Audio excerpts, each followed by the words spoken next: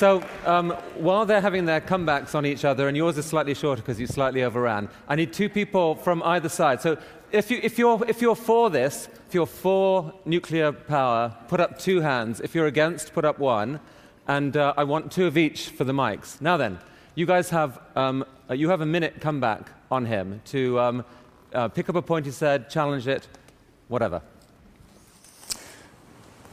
I think a point of difference we're having, Mark, has to do with weapons and energy. These diagrams that show that nuclear somehow is putting out a lot of greenhouse gases, a lot of those studies include, well, of course, war will be inevitable, and therefore we'll have cities burning and stuff like that, which is kind of finessing it a little bit, I think. The reality is that there's, 21 nations that have nuclear power. Of those, 7 have nuclear weapons. In every case, they got the weapons before they got the nuclear power. There are 2 nations, North Korea and Israel, that have nuclear weapons and don't have nuclear power at all. The places that we would most like to have really clean energy occur are China, India, Europe, North America, all of which have sorted out their situation in relation to nuclear weapons. So that leaves a couple of places like Iran, maybe Venezuela, that you would like to have very close surveillance of anything that goes on with fissile stuff.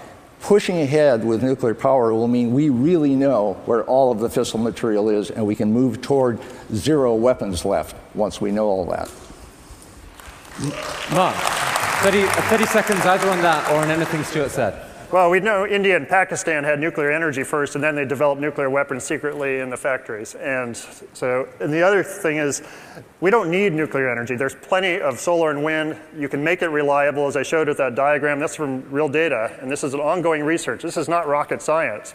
Solving the world's problems can be done if you really put your mind to it and use clean, renewable energy. There's absolutely no need for nuclear power. I need someone for. Thank you, Chris. I'm Rod Beckstrom, CEO of ICANN. I've been involved in global warming policy since 1994 when I joined the Board of Environmental Defense Fund that was one of the crafters of the Kyoto Protocol.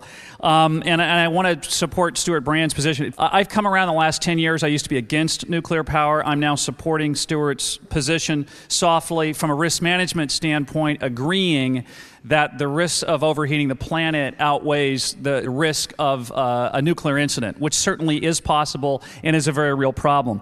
However, I think there may be a win-win solution here where both parties can win this debate, okay? And that is, we face a situation where it's carbon caps on this planet or die. And in the United States Senate, we need bipartisan support. Only 1 or 2 votes are needed to move global warming through the Senate, and this room can help. So if we get that through, the market will solve these problems. Thanks, Chris. Thank you, Rod Beckstrom. Against. Hi, I'm David Fenton. I just want to say a couple quick things. The first is, be aware of the propaganda. The propaganda from the industry has been very, very strong, and we have not had the other side of the argument fully aired so that people can draw their own conclusions. Be very aware of the propaganda. Secondly, think about this. If we build all these nuclear power plants, all that waste is going to be on hundreds, if not thousands, of trucks and trains moving through this country every day. Tell me they're not going to have accidents. Tell me that those accidents aren't going to put material into the environment that is poisonous for hundreds of thousands of years, and then tell me that each and every one of those trucks and trains isn't a potential terrorist target. Thank you. 4. Anyone else for? Go. Hi, I'm Alex. I just wanted to say I'm, first of all, the renewable energy's biggest fan. I've got solar PV on my roof.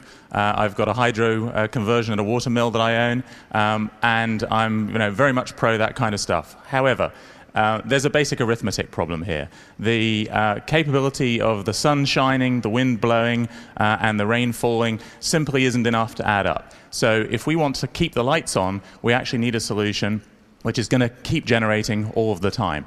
I campaigned against nuclear weapons in the 80s, and I continue to do so now. But we've got an opportunity to recycle them into something more useful that enables us to get energy all of the time.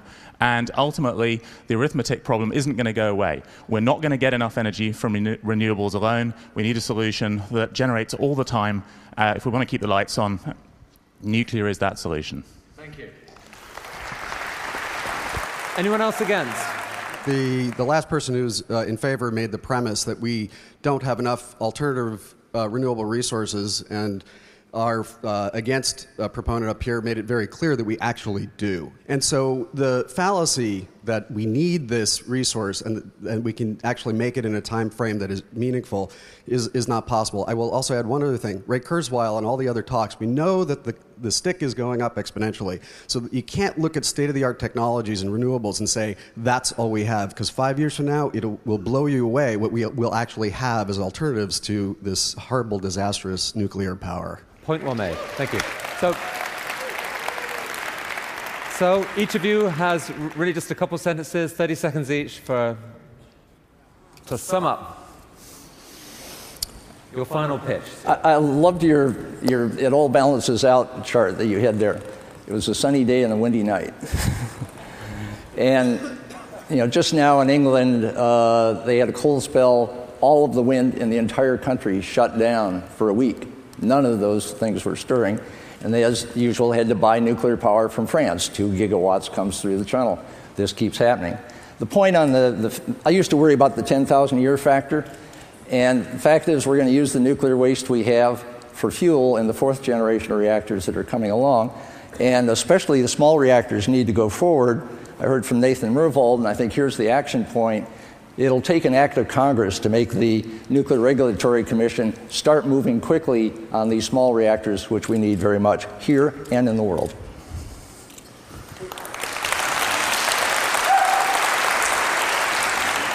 So we've analyzed the hour-by-hour power demand and supply looking at solar, wind, using data for California, and you can match that demand hour by hour for the whole year almost.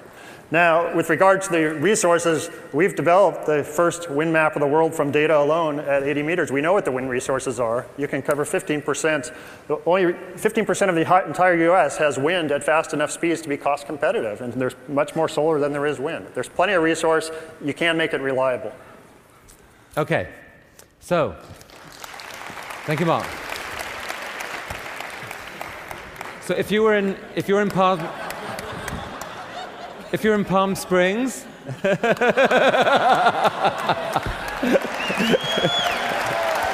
shameless. People of the TED community, I put it to you, what the world needs now is nuclear energy. All those in favor, raise your hands. And all those against? Whoa. Now that is my take on that. Just put up hands up, people who changed their minds during the debate, who voted differently. Those of you who changed your mind in favor of 4, put your hands up. Okay, so here's the read on it. Both people won supporters, but on my count, the mood of the TED community shifted from about 75-25 to about 65-35. In favor. In favor. You both won. I congratulate both of you. Thank you for the...